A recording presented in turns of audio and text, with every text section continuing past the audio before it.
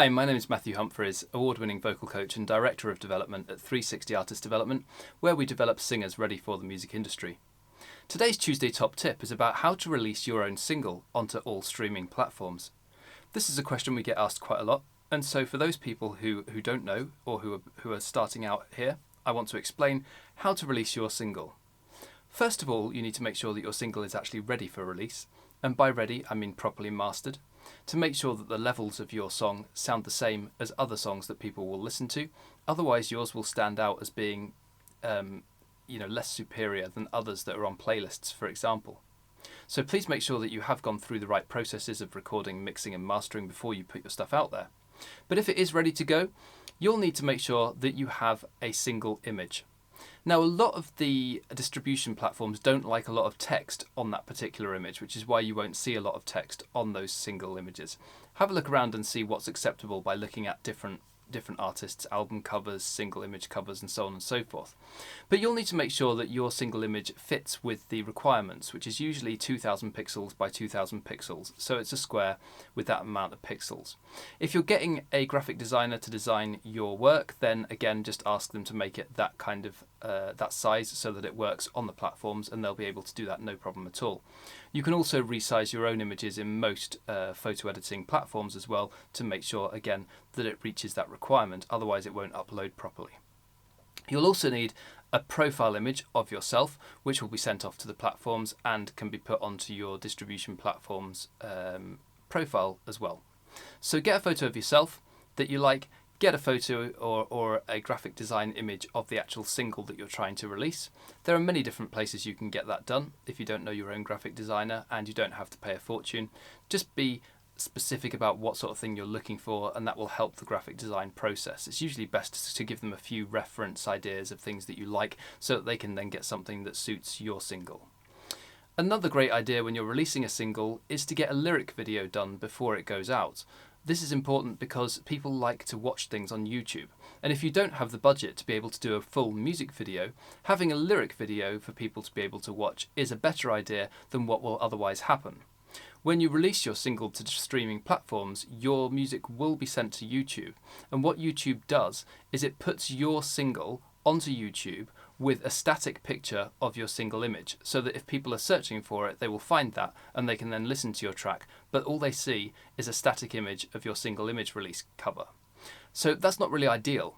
By having a lyric video done pre-release, it means that when you then release it on the day, you can put that up, and hopefully people will at least be watching something where they can actually see some movement, which is much more interesting to see on YouTube.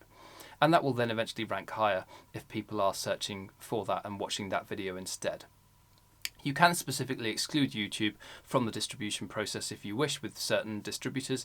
If you want to do that, then that's up to you, especially if you are releasing your own video afterwards, whether that be a real music video or not. So let's say that you've got the graphic design image ready, you've got your single image, you've got your actual single ready, which needs to be in a WAV format, WAV, which is just the type of file. So you don't send MP3s, whatever you do. That's a very compressed format. You need it in a WAV file, and you need to make sure that it's mastered.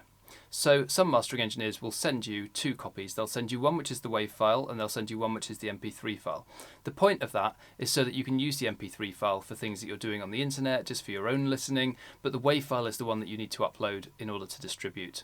So you've got your graphic design, you've got your single, you might have organised the lyric video, so what do you do then? Now you have to choose which distributor you're going to use. Now there are many that you can choose from. You can, places like TuneCore is one example, Kicker Music is another example, and the difference really between platforms can be quite vast.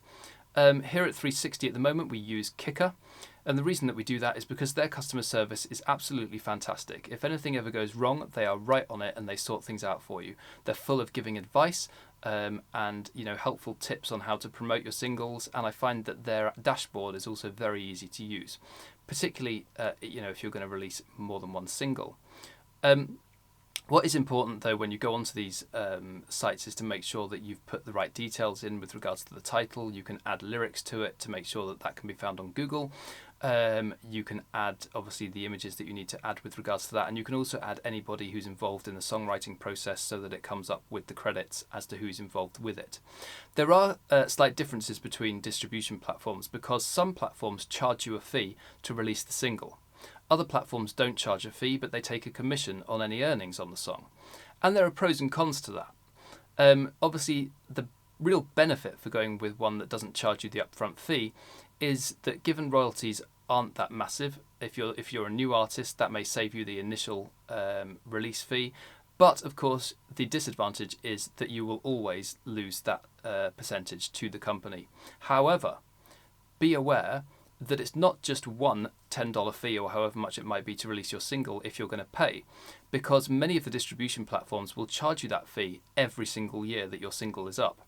And if it gets to a point where your single isn't doing so well, you may end up paying more than you get back. So just be aware of that downside to paying to have your single released, and make sure that you research the correct distribution channel for you, the right one for your own needs. Of course, you don't have to commit to one particular platform. You can release singles with different platforms, but I usually find that it's a good idea to stick with one because then you build a relationship with them, and you also get to the point where you can see all of your singles and all of the money that's come from those singles in one place. So head over to the distribution channel, whichever one you choose, fill in all the details, set it for release, and then it will automatically be released on the day that you choose. So, with regards to which day you choose, you should ideally give 6 weeks lead time if you want to have a single released.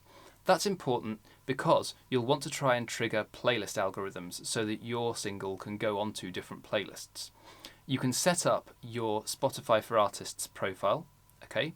You need to ask the distribution or the distributor to give you the details of your Spotify for Artists profile so that you can then go onto that site and set it up. That's important because once you have a Spotify for Artists profile, you can log in and you can then submit your track for Spotify's playlists so that hopefully it gets onto one. And you can also then start promoting with pre-saves in different places as well. And your distributor will be able to give you the pre-save links if you've asked for a pre-save to be available, which is one of the options you get when you release your single. The benefit of having a pre-save is obviously so that your fans are pre-saving your single. It then tells the algorithms of places like Spotify that your single is quite popular, so maybe they want to put it onto a playlist. It's all about drawing traffic to your profile, drawing traffic to your single in order to show them that there is a benefit to putting your single up because it's going to be popular. So once you set your actual release date 6 weeks in advance, you can then go through the promotion process, which we'll cover in a different video. And then when that date comes, you will have set your video up on YouTube to release on that date, and then you're good to go.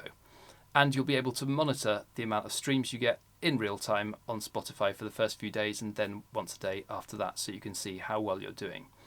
So that's how to set up a single. If you've got any questions, then head to 360 Artist Development and send us a message. Please do subscribe to this channel so that you can see further Tuesday top tips, and I look forward to seeing you in the next video.